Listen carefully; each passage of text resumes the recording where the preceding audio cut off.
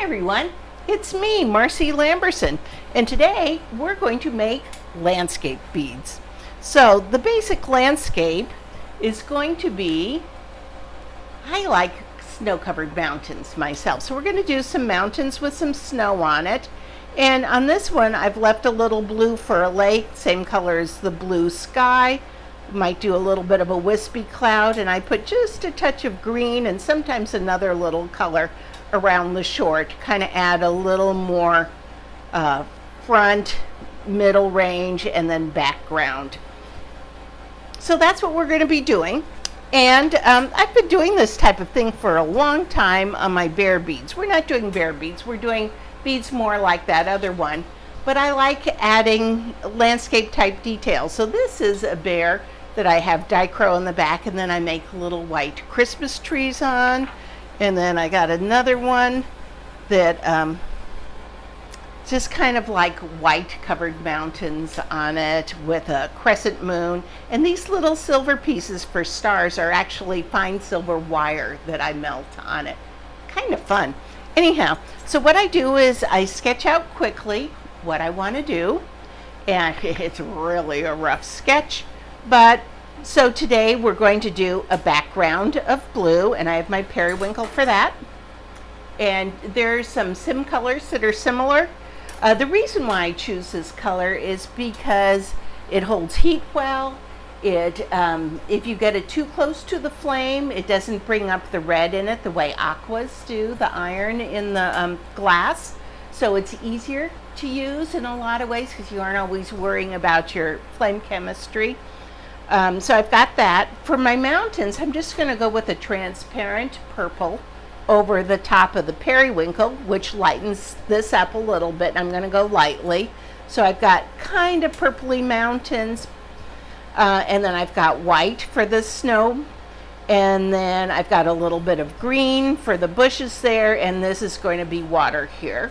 And I'm not sure whether I'm going to add a sun or not. I might just have a cloud or two.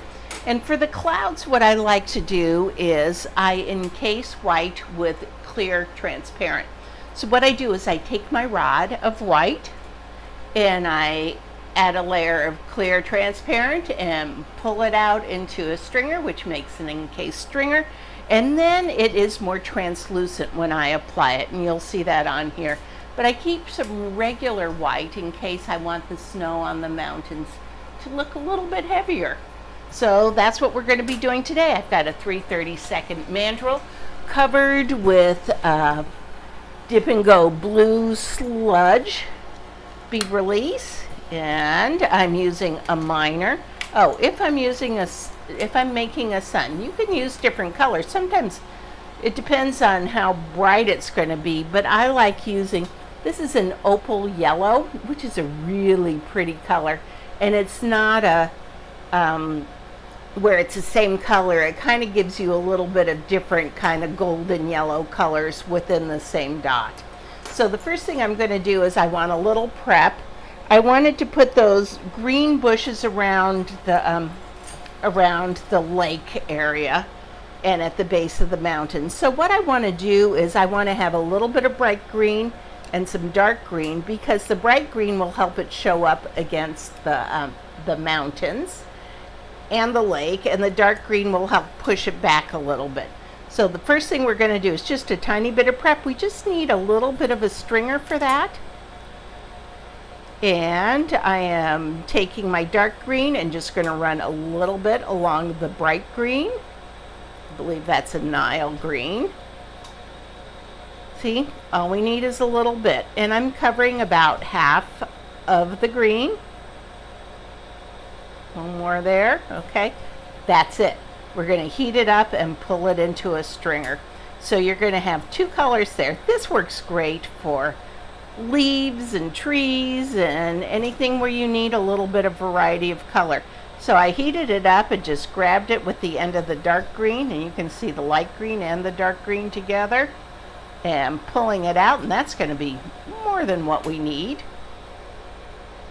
So you can see it there, a little green. It's not a perfect pull, but hey, I'm just human. Okay, so let's take the periwinkle and start making a base bead out of it. And I'm just going to lay it on into like a long fat barrel shape.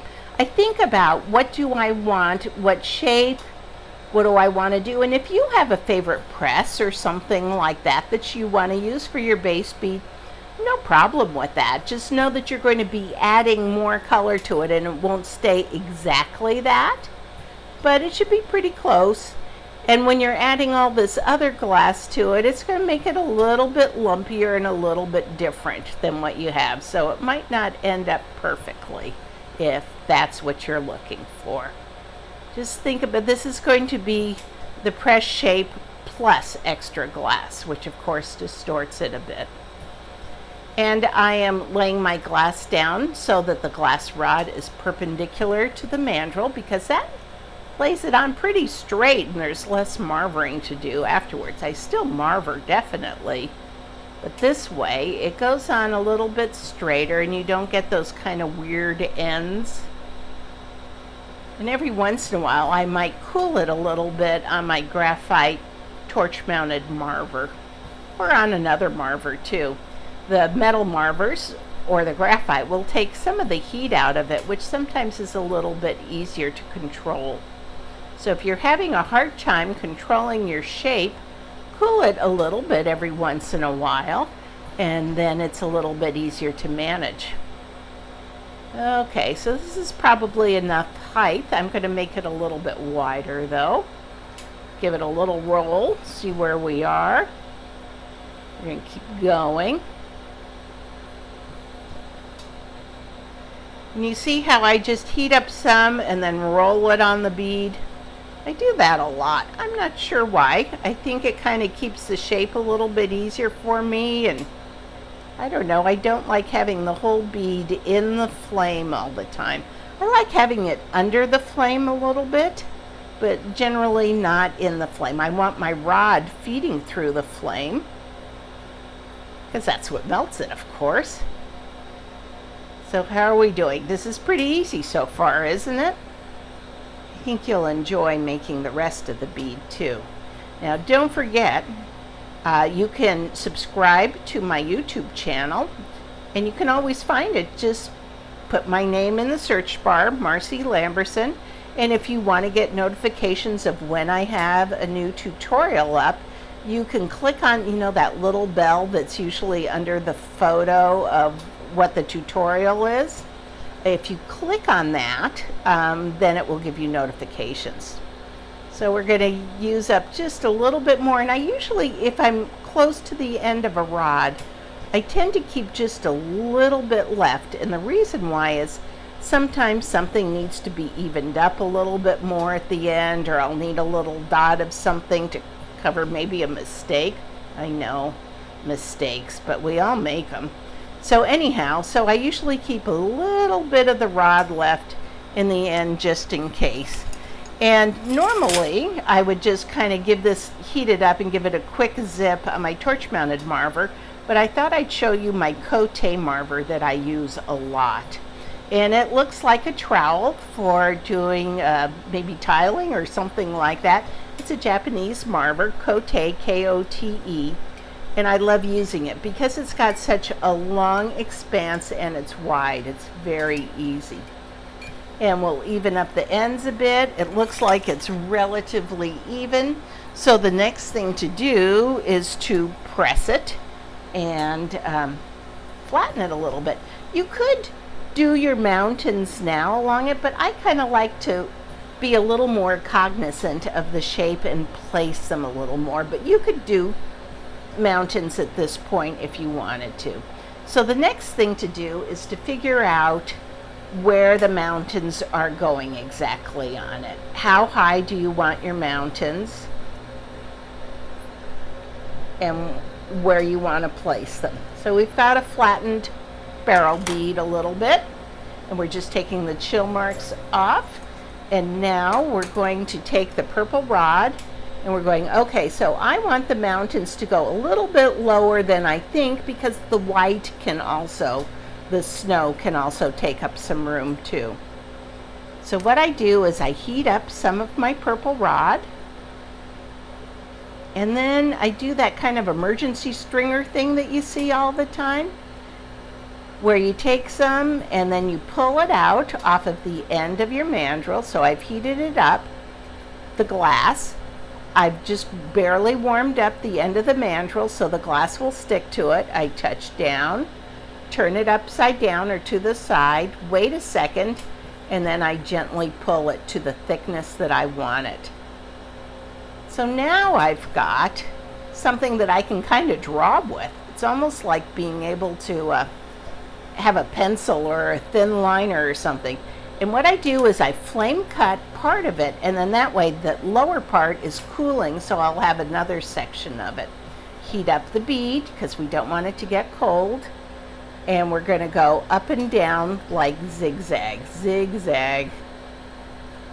Now, here we go. That looks like an M. I think it needs just a little bit more so that it isn't so even. I tend to like extra. So let's just keep going. So we're down to, it's a little bit thinner here. I can keep going, or I can take my skinny part that should be cool by now, relatively cool, and draw with it also. So take this and keep going. We want the mountains to be different heights.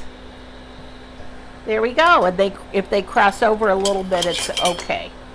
And I'm going to heat this up and press it in. And this is my outline for the mountains. Heat it up, press it in, heat it up, press it in. So what I'm going to do is I have to think about, where do I want the water for the lake to be? I want it kind of to be about like that and like that on this side. So we're going to fill in, and I think it's almost easier to kind of draw a little line around it so you know where you're going with it. And if it goes on a little thick, as I cool it, I just push it up a little bit. So I take my marver and I heat the line up and I push it in and I push it up a little bit. So we're going to fill in from there. So I have my outline for the lake too. But first thing we're going to do is fill in the mountains.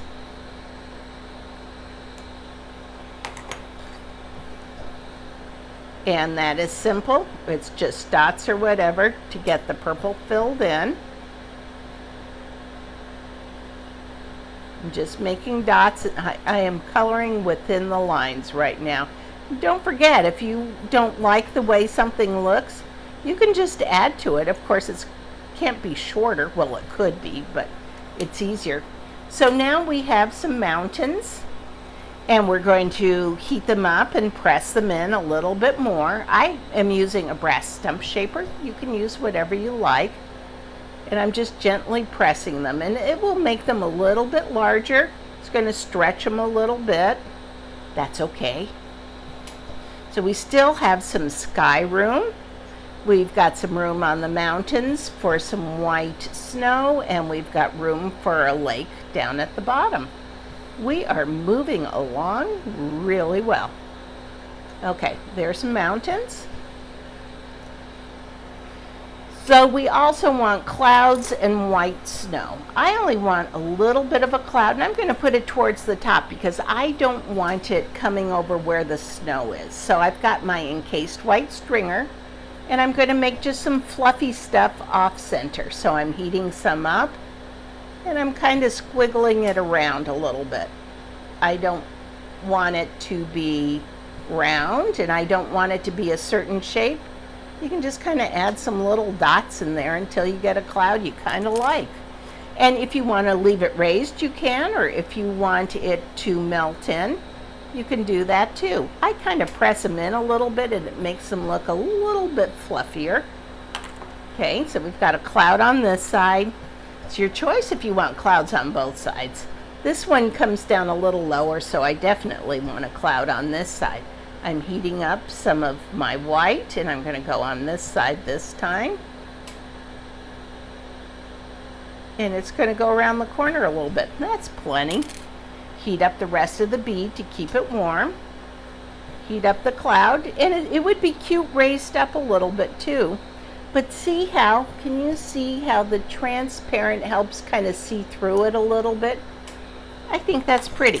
Okay, let's add some snow to this. We're skipping the sun. It's just a little bit too much today. So I'm heating up my white. And I'm going to pull it out a little bit so I've got something to draw with. I touch down on my rod, on my mandrel, and I pull it out to a thinner shape. Now you could pre-pull some white stringers if you want. I don't like them too thin because I think it's easier to manage. Okay, and I'm just going to go over the very tip of the purple.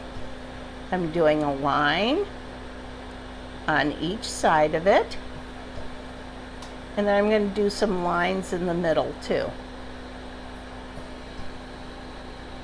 We'll see what it looks like. We're going to let it cool a little bit because it gets kind of transparent, doesn't it? Okay, and we'll see, do we want to cover more or not? It's cooling, it's cooling. Now you can see it. So there's some snow cap on the mountain. Let's do some snow on this one. We're going to bring it down a little farther. So I'm heating my glass rod, and then I'm just drawing on it with it heated. You notice that my bead is above the flame, so I can dip it back in and warm things up when I'm ready to. So I did around the edge. Now I'm heating up some more glass, and I like to do a little zigzag in the middle too. And if it goes down a ways, that's pretty mountainish for it to do that. And I heat it up and let it melt in. And while it's cooling down, you can always do a little bit on the other side while you're waiting for it. I'm going to make this one go down a little lower. Why not? So we got snow coming all the way down here, and let's kind of zigzag it down a little bit more. And we heat it up, let it melt in, and we can go back to this side. And then we've got just a little guy in there, and I'm running out of snow. Well, I got the snow. I just want to make the thin stringer out of it.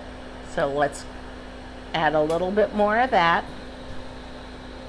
We're pulling it, we're letting it cool down a bit, and then we just flame melt it. Okay, so for this side, we're going to do a little more coming down.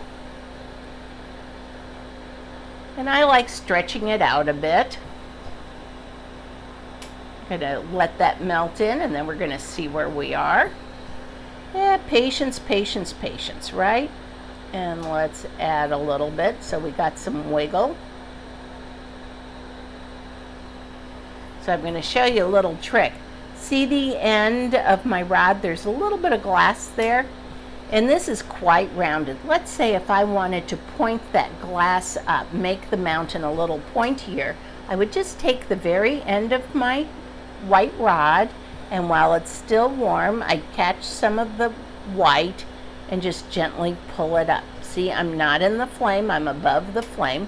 Then I'll flame cut it, let it go back together while I'm warming up my bead. And see how we made it a little pointier that way? So we've got snow on this side. Let's add a little more snow on this side. We're going to go around the corner too because we don't want to miss any. We can leave that blank there. Let's add a little bit more. And we'll heat it up.